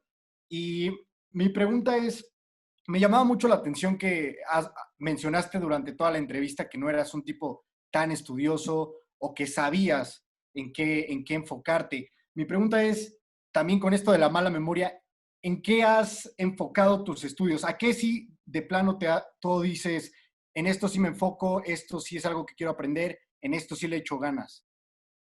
Bueno, sobre todo en lo que se refiere a poder mantener mi conocimiento de fútbol internacional, que cada vez es más difícil. En mi época, es horrible ya hablar de tu época, pero me tengo que ubicar y tengo que distanciarme de lo que fue mi época como joven, de lo que es ahora. Yo era de los extraños que realmente tenían conocimientos de fútbol fuera de lo que era el Barça, el Madrid y el fútbol mexicano. La verdad era un terreno casi inhóspito. Y ahora no, ahora todo el mundo, hay muchos chavos que tienen mucho más conocimiento que yo en fútbol internacional. Pero bueno, yo trato de no estar a la saga, o sea, trato de ver muchos partidos de fútbol, trato de leer lo más que puedo. Trato de seguirme cultivando en este sentido, no tirarme a la hamaca. Trabajo en eso, ¿no? Es decir, hay mucha gente, honestamente, que ya tiene un estatus y ya ni ve partidos de fútbol y se sienta con todo el descaro del mundo y se pone a hablar con una propiedad que juras que vio el partido, ¿no? Yo no puedo hacer eso como ya les dije, no tanto por ética, que también, sino porque soy malísimo para mentir. Pero sí, yo creo que mi atención la he enfocado más a eso y sobre todo a proyectos, ¿no? que puedan desarrollar cosas interesantes, a veces con más necesidad que otro, porque está claro que muchas veces lo que te empuja es la necesidad y cuando estás en un estatus de es ese gusanito, por lo menos yo no lo tengo, que te lleva a ser creativo e inventar cosas una tras otra, tras otra. Pero entonces, digamos que en tiempos de estabilidad, de repente, por ejemplo, ahora tengo un gusanito que me está picando a hacer cosas nuevas y lo que hasta hace 2 semanas jamás habría pensado, en 2 meses no habría pensado, estrené un canal de YouTube, recién, los invito, por cierto, ya que estamos aquí, dejen hacerme publicidad. Acabo de ver TikTok, no lo puedo creer, realmente no lo puedo creer, no. Pero algo tengo que hacer, ¿no? Algo tengo que hacer para mantenerme, para que no sean las contracrónicas y los valedores de Iztacalco, para no seguir viviendo de eso, o sea, para acabar pronto, ¿no? Son 2 grandes recuerdos. Es un proyecto, sobre todo el de contracrónica, que seguro algún día voy a tener que retomar. No se han dado las circunstancias para que lo haga. La verdad es que es tanto trabajo, es tan demandante, que yo no empujo para que así sea. Es decir, cuando sean las circunstancias y me den lo que pido para hacerlo, ese día volverán. Pero bueno, mientras tanto, no quiero vivir del recuerdo de la contracrónica, ni del recuerdo de los valedores, porque además los valedores pues fueron únicos y ya eso no se va a repetir, a diferencia de la contracrónica, que creo que todavía tiene cuerda en el futuro, aunque no sea inmediato. Entonces, bueno, pues si TikTok es lo de hoy, si YouTube es lo de hoy, si todavía no soy un ruco desfasado, eso estará por probarse, pero hay que probar, ¿no? Entonces sí, dedico mi tiempo, digamos que a veces más, a veces menos, a pensar en qué cosas puedo aportar que sean diferentes, porque eso sí lo tengo muy claro. Si voy a aportar algo que ya aportan otros, mejor no lo hago.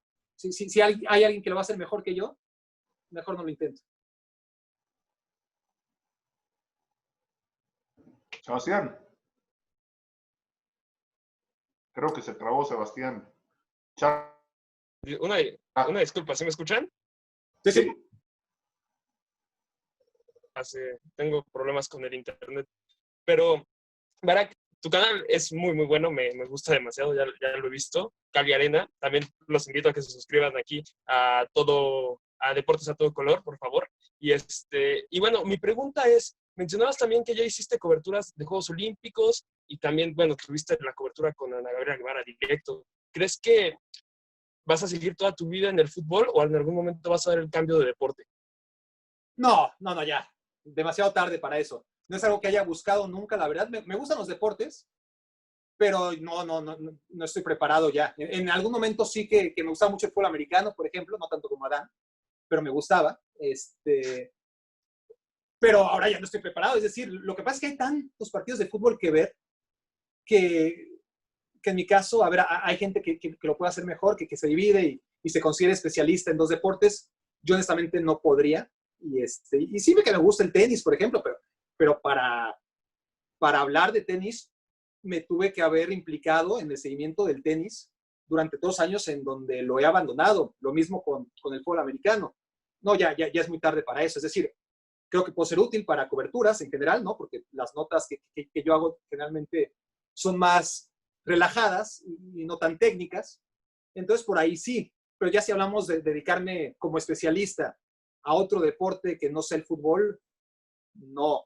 De hecho, a ver, en los últimos Juegos Olímpicos, querían que me dedicara a narrar o a comentar, creo que, ya ni me acuerdo, tenis de mesa, cualquier cosa, pero cualquier cosa.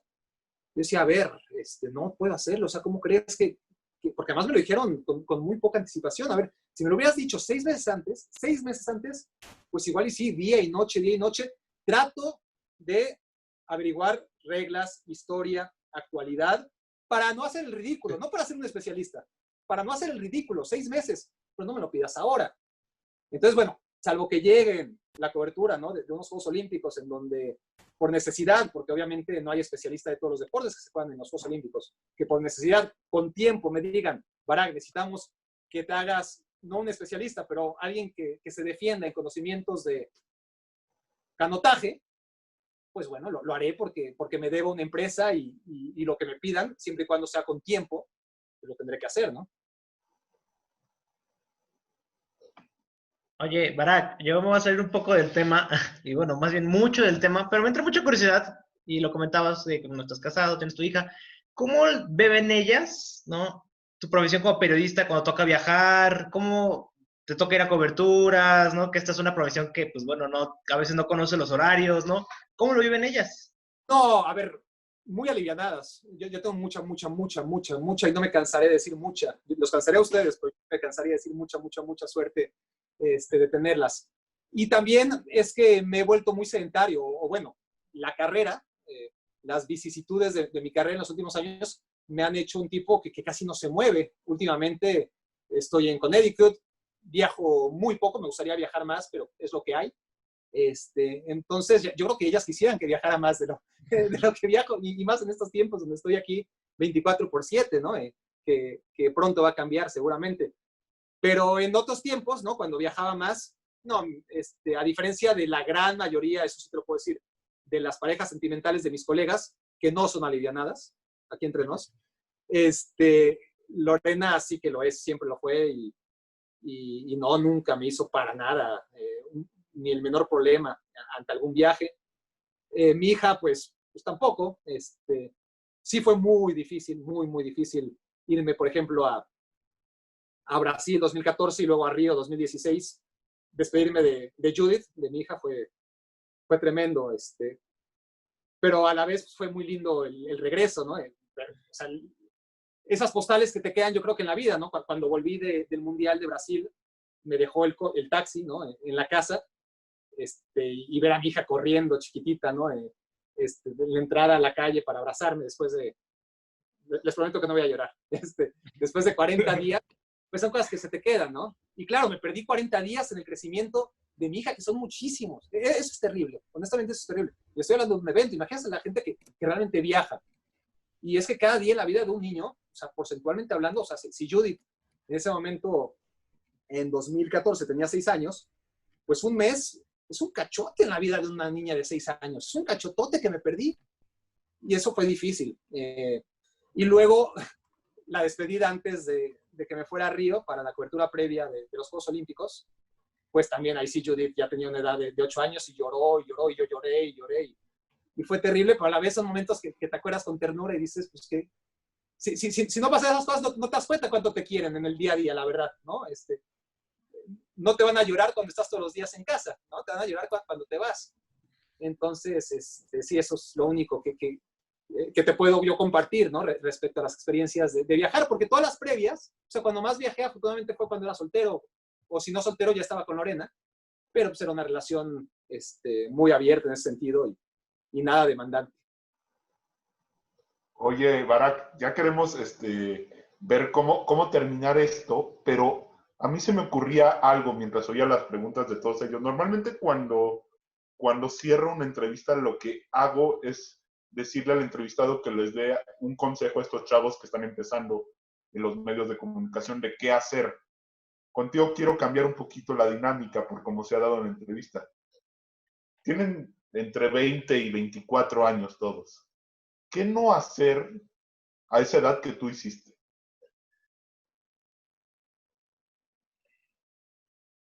Desesperarse, tal vez. Y mira que no soy el ejemplo de haberme desesperado mucho, pero a ver, sí seguramente hay una frontera muy tenue entre la necesidad de moverte porque no te puedes estancar y el desesperarte, el perder la paciencia, ¿no? Es bueno tener esas inquietudes y el ejemplo que les di, ¿no? De decir, bueno, si no voy a ir a los Juegos Olímpicos otra vez, ¿sabes qué? Me tengo que mover.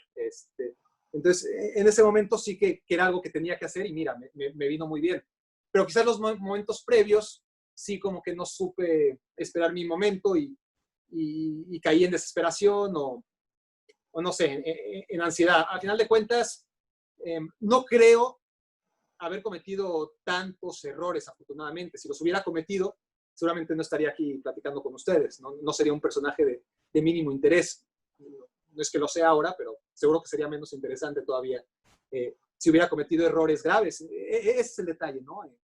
No cometer errores graves. Errores los vas a cometer, pero bueno, saberse levantar, ¿no? Al final de cuentas, te tienes que levantar una vez más de todas las veces que te caes.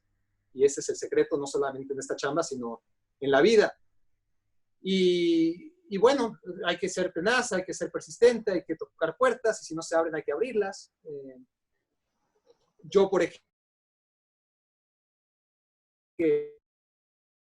es que eso no lo he hablado, seguro lo leyeron ya, por eso no me lo preguntaron. Pero yo cuando entré a Azteca fue por medio de que mi tío encontró a Faitelson en un aeropuerto y con mi tío, yo no me hubiera atrevido a meterme. Y es fácil decirlo, ¿no? Atrévanse, ¿no? A los 16 años meterte a una propiedad privada como era de Azteca. En esos tiempos igual era más fácil que ahora todavía. Pero sí, no tengan freno. Al final, no, si yo en algún momento necesité el empujón de mi tío, porque tuve la posibilidad de que estuviera ahí, pues quizás si no hubiera estado ahí mi tío, lo pude haber logrado yo mismo, ¿no? Pero hubiera sido más complicado.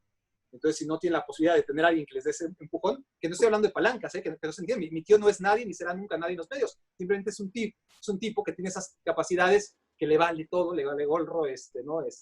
Saluda a quien sea necesario, aunque a él no lo conozcan, y si hay que colarse, se cuela, como hizo esa vez en TV Azteca. Y ese tipo de personalidad yo no la tengo, no la tuve, y me hubiera ayudado. Así que si ustedes pueden tenerla, pero con eso creo que sí se nace, eso sí, la verdad es que es muy difícil convertirte en un patán así, pero ayuda muchísimo. Pero por lo demás, a ver, lo que hay que hacer desde mi punto de vista es eso, ¿no? Ser persistente y encontrar esa mezcla. Eso lo comento yo siempre, ¿no? Me voy a repetir, pero creo que es importante, ¿no? Este mensaje sí lo tengo muy desarrollado y cuando escriba un libro para mi hija, se lo voy a decir también. Hay que tener, y va muy de la mano con lo que les decía de Messi y Puyol, ¿no? Hay que tener talento, pero hay que tener esfuerzo, y no es suficiente lo uno sin lo otro. Por más talento que tengas, por más esfuerzo que le pongas, necesitas un poco de talento y un poco de esfuerzo. Y muchas veces, desgraciadamente, y eso ya no lo puedes cambiar tú, también necesitas lo que llamamos suerte, ¿no? Esos imponderables, ese estar en el momento en el que tienes que estar. Y mucha gente con mucho talento y con mucho esfuerzo, pues no logra cumplir sus sueños por no haber tenido la suerte. Pero, al final de cuentas, la suerte la puedes condicionar. Entonces, mientras más talento tengas, mientras más esfuerzo le pongas, pues más probable es, yo creo, que la suerte esté a tu favor. Y una vez que estás ahí, ¿no? Una vez que entras en los medios, una vez que ya hiciste lo más difícil, pues es lo que les decía, ¿no? No desesperarse, levantarse todas las veces que caigan y encontrar, eso a mí me lo dijeron en su momento y dije, sí, ¿no? O sea, como espero que ustedes no reaccionen ante lo que les voy a decir yo, porque es muy cierto, ¿eh? Y lo encontré después porque se dice fácil, pero no se hace tan fácil. Es encontrar algo que te haga diferente. Yo creo que todos podemos encontrar algo en lo que somos mejores que cualquiera. Es difícil, muy, muy difícil encontrarlo. Pero somos seres humanos con carencias, con virtudes. En algunas cosas somos unos auténticos idiotas y en otras somos geniales. Todos, repartidos de una manera distinta, pero todos tenemos rasgos de genialidad y de estupidez. Encontrar esos rasgos de genialidad para encontrar algo que no pueda aportar otro. Porque si al final van a hacer algo que hace cualquiera, van a ser prescindibles. Es decir, podrán tener chamba un rato, podrán subsistir con suerte incluso durante toda una carrera, pero también cuando haya un recorte, cuando toque prescindir de gente, lo normal es que de los últimos que prescindan es de aquellos que pueden hacer algo diferente. Entonces, ese sería mi principal consejo, ¿no? Encontrarlo. Y lo digo en serio, porque yo en su momento no me lo tomé. No digo que lo haya hecho porque tomé el consejo, sino que luego me di cuenta que es una realidad. Porque es de esas cosas que te aconsejan y dices, ok, suena muy bonito, pero ¿cómo? Si ya todo está inventado en esta vida. Y la contracrónica ya estaba inventada, honestamente, lo sabemos todos. No se llamaba así. Era un ejercicio tremendo, ¿no? Que se hacía en España, que se llamaba Lo que el ojo no ve, y que yo lo adapté. Y lo adapté y creo que, honestamente, respetando mucho piezas que son obras maestras de Lo que el ojo no ve, del programa El Día Después de Canal Plus en España, creo yo que lo mejoré en muchas ocasiones. Entonces es eso, ¿no? Bueno, si no eres un inventor, bueno, mejora ideas, ¿no? Al final, no sé, Van Gogh no hubiera existido sin un Rembrandt, probablemente, ¿no? Y no quiere decir que se haya fusilado sus obras. Te tienes que inspirar de lo que ya hay. Quizás ya todo está inventado, eso puede ser una realidad, pero al final te puedes inspirar en un sinnúmero de cosas exitosas, ponerles tu estilo y hacerlas irrepetibles, porque me han dicho, te digo que yo no soy chismoso para nada, ni la contracrónica la han tratado de hacer muchas veces, muchas veces en muchos lugares, con otros nombres, pero con la misma idea, y creo que no ha sido exitosa. Bueno, está claro, insisto yo, que tampoco yo soy el tipo más original del mundo. Yo soy el primero que está consciente, y lo dije siempre, que me inspiré en lo que ya hacían otras personas. Pero lo adapté, lo hice distinto, le puse mi sello, lo hice muy diferenciable, ¿no? Y bueno, eso obviamente no lo van a conseguir de un día a otro, pero si puedo yo sembrarles esa semillita para que la vayan desarrollando, y en el momento que ¡pum!, identifiquen eso que les hace diferente, eso que si trabajan en ello, pueden desarrollarlo hasta un nivel en el que nadie sea capaz de hacerlo tan bien como ustedes, ese día no van a estar del otro lado, pero sí habrán conseguido algo muy importante. Pues muchas gracias, Barak. ¿Qué fue más fácil, entrevistar a alguien o que te entrevisten? No, para mí entrevista, si hablo como merolico, me encanta que me entrevisten. Además, cuando lo hacen chavos que te conocen y que hasta te admiran, te inflan el ego y es la verdad muy bonito, ¿no? La verdad, ¿qué te digo? A mí me gusta mucho hablar, soy un tipo muy abierto. Y hacer las entrevistas, pues es un reto muy importante, porque no es fácil encontrar, la verdad, entrevistados tan abiertos como soy yo. Es decir, si la mayoría de los entrevistados fueran abiertos, pues sería mucho más fácil hacer entrevistas, pero claro, el gran truco de las entrevistas, como hicieron ustedes, por supuesto, es hacer sentir al invitado un amigo más, y que no es una entrevista, que estamos charlando entre cuates, y que no tenga, pero sobre todo cuando estás hablando de gente que ya tiene mucho callo, como la gente que uno suele entrevistar, pues obviamente es mucho más fácil suavizarlos. Definitivamente, Dan, o sea, no hay duda, es mucho más fácil hacer entrevistas que hacerlas. Bueno, hacer entrevistas las hace cualquiera, hacer buenas entrevistas es complicado. De acuerdo, completamente. Pues muchísimas gracias de mi parte y supongo que de todos. ¿Hay algo más que quieran decirle a Barak antes de acabar? ¿Sí? Hombre, gracias por todo. Y Sí. pues bueno, todas tus anécdotas sirven como, y todo lo que contaste sirve como empuje de, bueno, vamos a darle, ¿no? Que esto se puede. Y bueno, muchas Sí, gracias. ya también te aventaron muchas flores, pero sí, en verdad fue una gozada platicar contigo, fue muy inspirador personalmente, así es que neta, muchas gracias y ojalá se pueda repetir. No, pues muchas gracias, Barak, y ya quedamos para una partida de Pac-Man, ¿eh? Seguro. A ver, por supuesto, aquí estoy. Cuando sea necesario, cuando quieran venir a Connecticut, no sé si está en sus planes, pero bueno, si está en sus planes, ahí tienen mi contacto, y si no, pídanselo a Dan, y con mucho gusto. En lo que pueda ayudarles, a ver, por supuesto que lo que puedas hacer tú para ayudar a la gente joven, cuando tú ya no lo eres, desgraciadamente, pues es lo mínimo que te corresponde, ¿no? Porque claro, yo cuando tenía su edad encontré gente que tenía la edad que ahora yo tengo y seguramente me dio ese empujoncito.